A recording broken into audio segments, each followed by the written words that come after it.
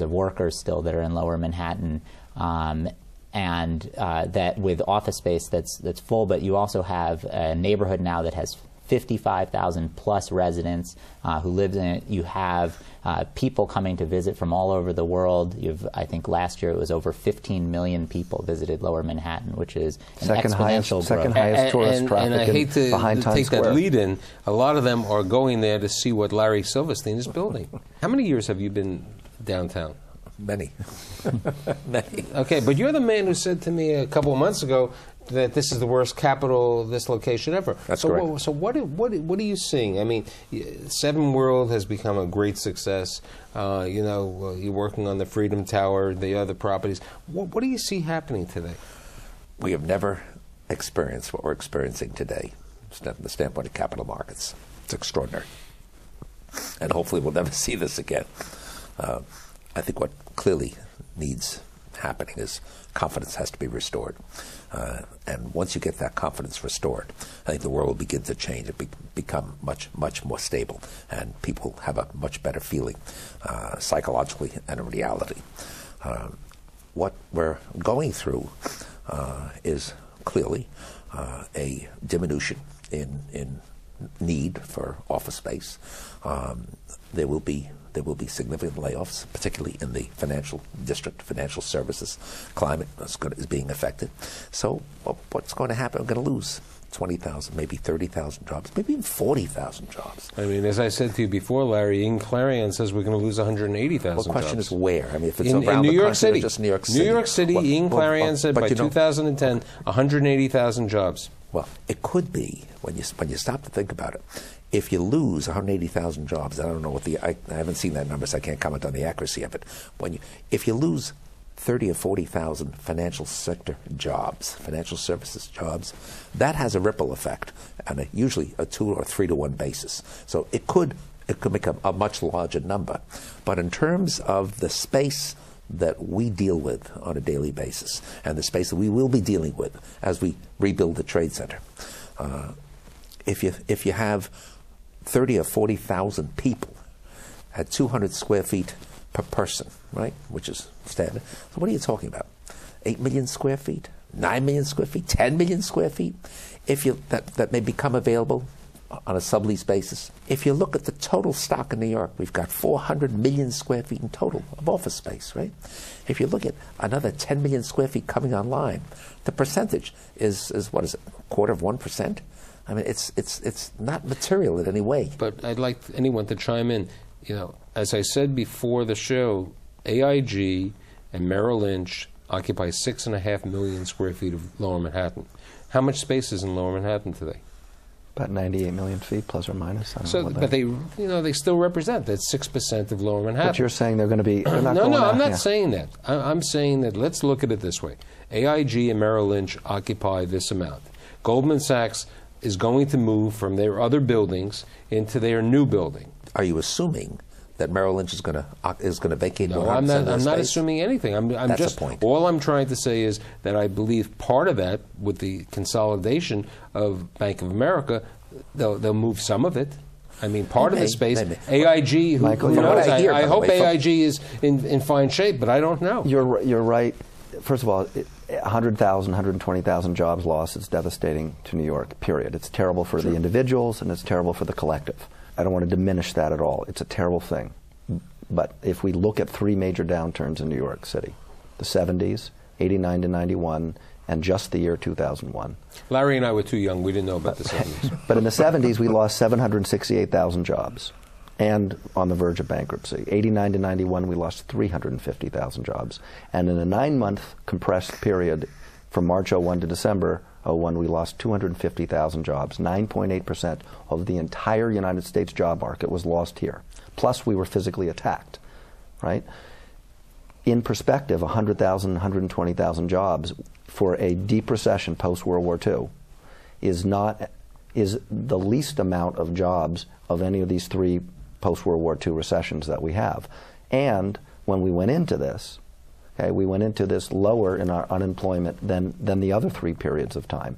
So it doesn't mean things are good. What it means is that I think New York has more absorption ability to be able to accept the major job layoffs. And we should also remember a difference between the first two that you cited, the last and this, which is that in the 70s and the early 90s, the city was in horrible shape. Right. We had stopped investing for years in our infrastructure.